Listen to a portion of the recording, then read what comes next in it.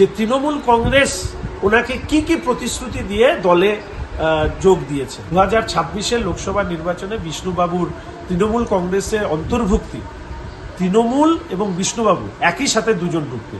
কে কাকে নিয়ে ডুববে আমি বলতে পারবো না, তবে দুজনেই ডুববে।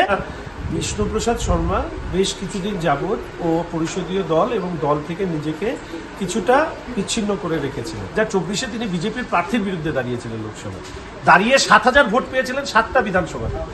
এবার প্রশ্ন হচ্ছে, যদি একান্ত বলেন ব্যক্তিগতভাবে ভাবতে, তাহলে আমি শুধু এইটুকু বলবো যে ওনার যে বিধায়ক হিসাবে উনি যে কন্ট্রিবিউট করতে পারতেন কার্শিয়াঙের মানুষের জন্য, সেটা করতে পারেন। বিষ্ণুবাবুর যাওয়াতে কোনো ধরনের রাজনৈতিকভাবে ভারতীয় জনতা পার্টি কোনো ক্ষতি তো দূরস্থান, বরঞ্চ পরবর্তীকালে তৃণমূল কংগ্রেস কতখানি প্রশ্নের মুখে পড়বে সেটা সময় আপনাদেরকে। সাথে 21 থেকে বিধানসভায় আছে, আজকে চলে গিয়েছে, হঠাৎ করে আমি ওনাকে গালিগালাজ করব, খারাপ কথা বলবো, ও সবের মধ্যে আমি নেই। আমরা বন্ধুই ছিলাম, প্রচুর কথা হতো, হোস্টেলের আমরা একসাথে থাকতাম। আমরা জানতাম ও দলের থেকে অনেক দূরে সরে যাচ্ছে, ব্যক্তিগতভাবে বুঝিয়েছে, কিন্তু ওর নিজস্ব ভাবনা আছে, বাচ্চা ছেলে তো কেউ নয়, ফলে ও যেটা ভেবেছে সেটা। দাদা, বিষ্ণুপ্রসাদ শর্মা জয়েন করলে দেখুন, আপনাদের মধ্যে যে উত্তেজনা আছে সেই উত্তেজনা আমাদের মধ্যে নেই, কেননা বিষ্ণুপ্রসাদ শর্মা বেশ কিছুদিন যাবৎ ও পরিষদীয় দল এবং দল থেকে নিজেকে কিছুটা বিচ্ছিন্ন করে রেখেছিলেন।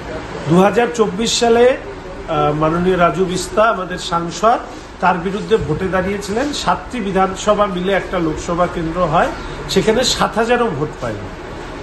ব্যক্তিগতভাবে আমি মনে করি বন্ধু হিসাবে নিশ্চিতভাবে অন্য দলে যোগ দেওয়া সেটা খারাপ লাগলেও, বিষ্ণু যে বিষয়গুলো নিয়ে সোশ্যাল মিডিয়ায় পোস্ট করতো, খুব জানবার আগ্রহ থাকবে যে তৃণমূল কংগ্রেস ওনাকে কি কি প্রতিশ্রুতি দিয়ে দলে যোগ দিয়েছে, সেটা যতক্ষণ না জানতে পারবো তো বলা খুব কঠিন।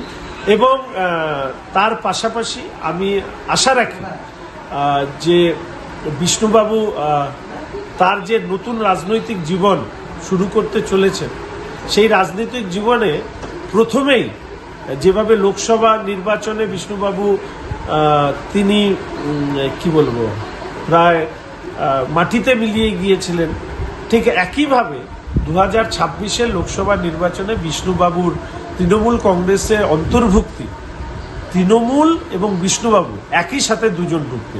কে কাকে নিয়ে ডুববে আমি বলতে পারবো না, তবে দুজনেই ডুববে এটুকু বলতে পারি। এবং দার্জিলিং জেলা প্রত্যেকটি সিট, এবার কালিম্পং সহ প্রত্যেকটি সিট আমরা বিপুলভাবে ভারতীয় জনতা পার্টি জয়ী। তিনি বলেছেন বিজেপিতে থেকে কোনো কাজ করতে পারছেন না। আমার মনে হয় সেগুলো তো যা বলার বলতেই পারে, তার ব্যক্তিগত বিষয়। 2024-এ তিনি বিজেপির প্রার্থীর বিরুদ্ধে দাঁড়িয়েছিলেন লোকসভায়, দাঁড়িয়ে 7,000 ভোট পেয়েছিলেন 7টা বিধানসভা।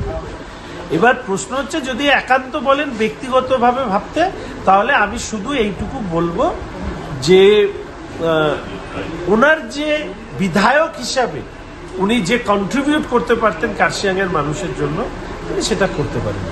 বরঞ্চ 24-এর পর থেকে বা তার কিছুদিন আগের থেকেই উনি প্রায় রাজনীতি বিচ্ছিন্ন মানুষে পরিণত হয়েছে। ফলে এখন উনি নিশ্চয়ই ভেবে রেখেছিলেন কোন সময় যাবেন, ফলে সেই অনুযায়ী গিয়েছেন।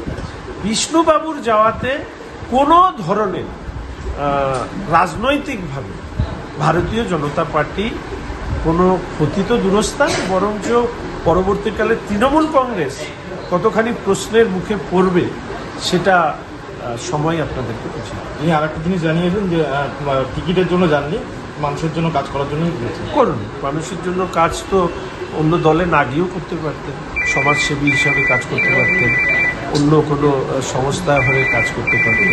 তো রাজনৈতিক দলের সাথে যুক্ত হয়ে তিনি কাজ করবেন, তো সেটা উনি যেভাবে কাজ করতে চান কাজ করুন। আমি ব্যক্তিগতভাবে, দেখুন, একসাথে 21 থেকে বিধানসভায় আছে, আজকে চলে গিয়েছে, হঠাৎ করে আমি ওনাকে গালিগালাজ করব, খারাপ কথা বলবো, ও সবের মধ্যে আমি নেই। আমরা বন্ধুই ছিলাম, প্রচুর কথা হতো, হোস্টেলের আমরা একসাথে থাকতাম। আমরা জানতাম ও দলের থেকে অনেক দূরে সরে যাচ্ছে, ব্যক্তিগতভাবে বুঝিয়েছি, কিন্তু ও ওর নিজস্ব ভাবনা আছে, বাচ্চা ছেলে তো কেউ নয়, ফলে ও যেটা ভেবেছে সেটা